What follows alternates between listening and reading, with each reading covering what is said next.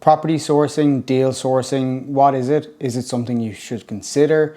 Is it a viable option in Ireland? These are all questions I'm going to try answer within this video and give my honest view on deal sourcing within Ireland. I've been thinking about making this video for a few weeks now, and I did want to put a positive spin on it. However, from the outset of this video, I want you to know that I've struggled to put a positive spin on it.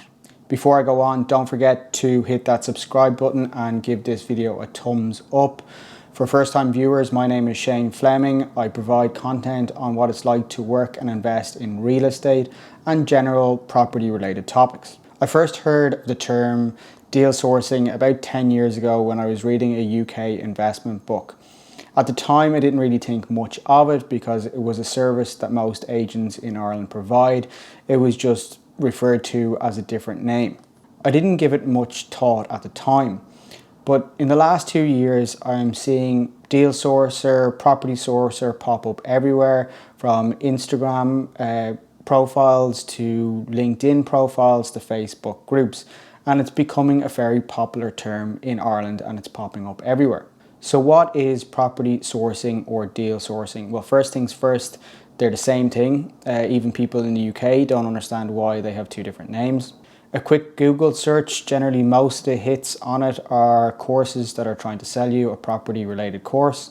I have watched a number of the UK property YouTubers who do sell courses on property investment, and deal sourcing is one of their topics they discuss and teach. Their explanation of property sourcing is you find a vendor, you agree a price with that vendor, and you sell that deal on to an investor. An important thing to note, in all of the training courses in the UK and all the YouTube property related videos that come out on this topic, all of them refer to the word selling. And that's an important thing to remember when it comes to Ireland. As a deal sourcer, you find a vendor, you agree a price, and you sell that deal on to an investor. Generally, in most cases, the investor will pay you a fee for that deal. From my research, in a lot of cases, the average fee ranges from about $2,000 to $5,000, sometimes more if it's a development-led deal. In all the UK training courses, they state that you're not acting as an estate agent. However, they recommend that you sign up as an estate agent and you put proper procedures in place in terms of anti-money laundering, and you get the appropriate insurance put in place as well. In the UK, it only takes a few weeks for you to get these licenses. However, in Ireland, to get an estate agent's license, it takes a minimum of 2 years. Some of the UK property trainers have expanded into Ireland in recent years. They all claim that Ireland is no different than the UK, other than the fact that there is no licensing requirement for you to be a property sourcer. I would strongly argue with this point. The Property Service Regulatory Authority Act 2011 applies to all property service providers, and there's an emphasis on all property service providers.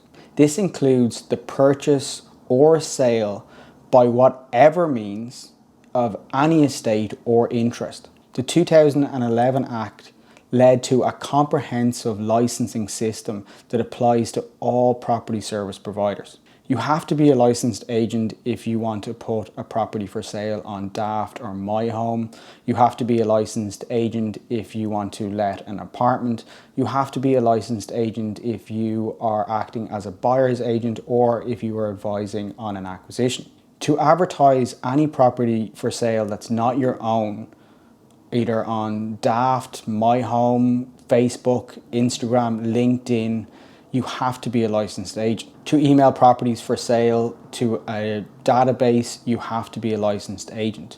To market property services such as sales, lettings, acquisitions, or management of a residential block, you have to be a licensed agent. The Act states that you have to be a licensed agent to provide services in terms of purchasing or selling by whatever means, and I'm emphasizing by whatever means, any estate or any interest in any land, which under the Act is any property.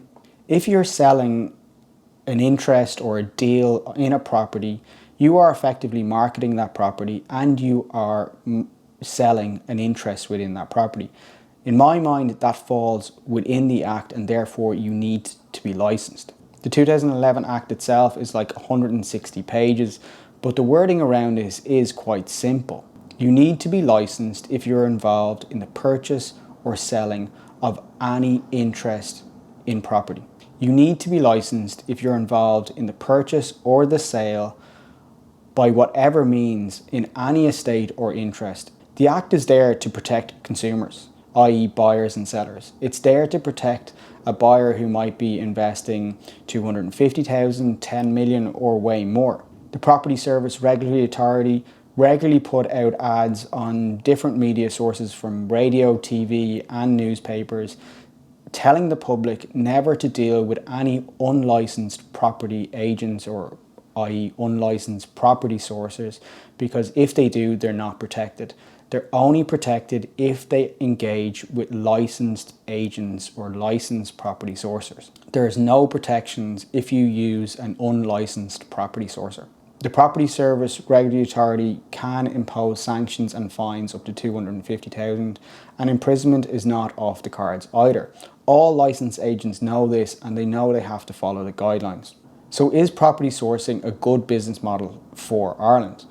Let's just ignore the licensing requirement or any requirements around insurance or requirements in regards to anti-money laundering. I've been involved in acquisitions for most of my career, which is over 17 years now. I would say that I have been either directly involved or consulted in some way of acquisitions of over $1 billion in terms of property assets in those 17 years. Since I started Fleming Real Estate about 5 years ago, I've been directly or consulted in acquisitions probably in the region of 46 million. One of my main services that I provide is property acquisitions, or perhaps you want to call it deal sourcing. However, property acquisitions can take a considerable length of time to complete, and therefore your fees can be quite slow to come in, and it's not a great way to operate a business. I'm lucky enough that I really enjoy a good rent review case, and I also enjoy the odd sale and letting, as well as I do consult a number of commercial companies as well.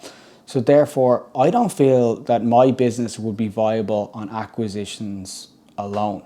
Property is a lot to do with trust. I'm a licensed agent. I've 17 years experience. I'm a chartered surveyor. I'm a member of the Society of Chartered Surveyors Ireland. I'm a member of the Royal Institute of Chartered Surveyors in the UK. I've been running my own business for the last 5 years, and I deal with clients such as McDonald's and Circle K. However, I still struggle to sometimes convince clients on the acquisition side to sign up with me. Fair enough, I do have to win their trust as well, but it is a difficult task to get investors to sign up with you on the acquisition side. But I must be doing something incredibly wrong if someone who has no property experience, other than completing an online course with some online UK property trainer, can suddenly sign up a huge amount of clients and win trust and maintain a long-term sustainable business. If this is happening and people are able to sign up investors and clients that easily with limited experience, I definitely am doing something wrong, and I do need to review my business model. However, I am a licensed agent and I have to follow the rules that are set out for me in terms of signing up clients. I can't act for a client until they have signed a PSRA agreement, because it's there to protect them. Even though it's there to protect them, some investors are slow to sign it. It's there to protect them. I can't act for them until they've signed it, and therefore that is a hindrance to any licensed agent compared to perhaps a property sourcer who's out there acting without a license, who doesn't need them to sign this. As a licensed agent, I have to follow certain rules in terms of how I engage with clients as well. If I wasn't licensed, perhaps I may be able to sign up clients far quicker and far easier, because I wouldn't be bound by all the requirements I have to do within the license. Another major issue I see with starting out in property sourcing in Ireland is that most other agents offer this service. All the big commercial agents offer this service, and most of the residential agents offer this service as well.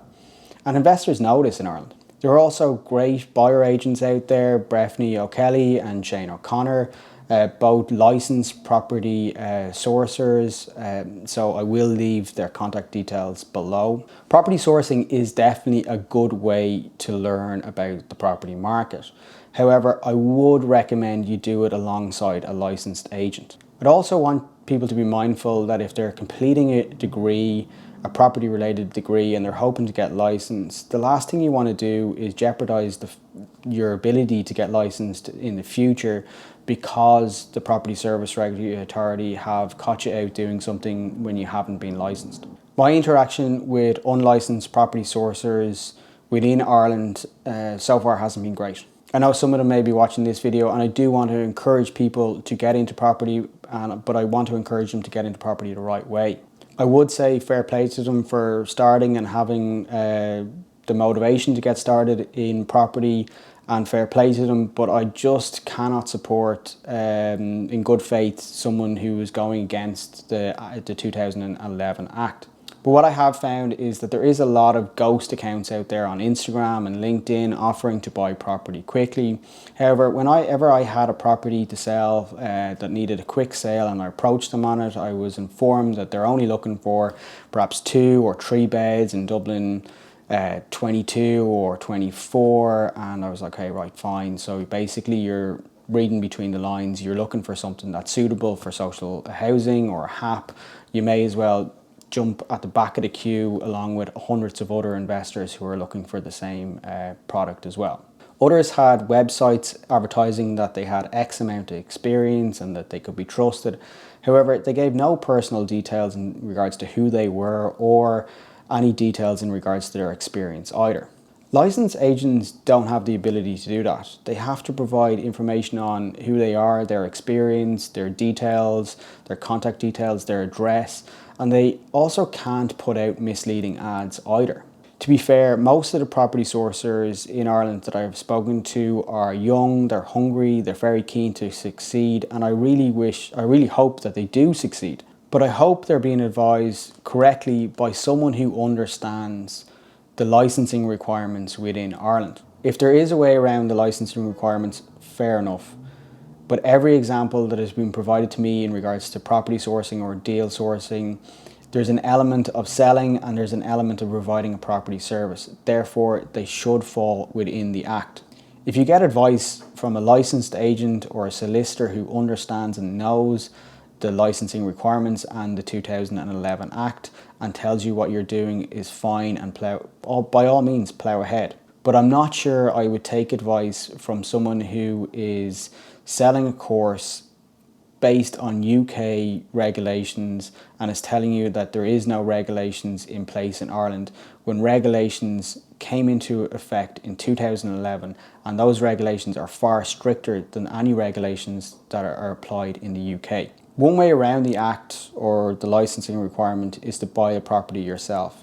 You don't need a license if you're buying the property yourself. Therefore, if you can find a way to structure your investors in such a way that you are taking an equity share and you are involved in the acquisition long term, i.e. you're a director of the company that's buying the property, and you're involved in advising all the way through, I don't believe that you would be subject to the Act or subject to the licensing requirements. This is just my honest view of unlicensed property sourcers in Ireland. If you have a different opinion, please feel free to share it below. I'd love for you to comment if you feel I picked this up wrong. I do want to encourage people into property. I think I really enjoy working in property and I want to encourage more people into it. But I just don't want to encourage people into it the wrong way. Some unlicensed property sourcers are making money in Ireland. However, if they were to follow the same rules that are required of licensed agents, I think that would be a different story altogether. These videos do take a bit of time to make, so it would be great if you were able to share them with friends who might be interested in these topics. As always, please give this video a thumbs up. The next video will be on the likelihood of a property crash, i.e. is it likely or not, so don't forget to subscribe so you don't miss that one. And as always, thanks for watching.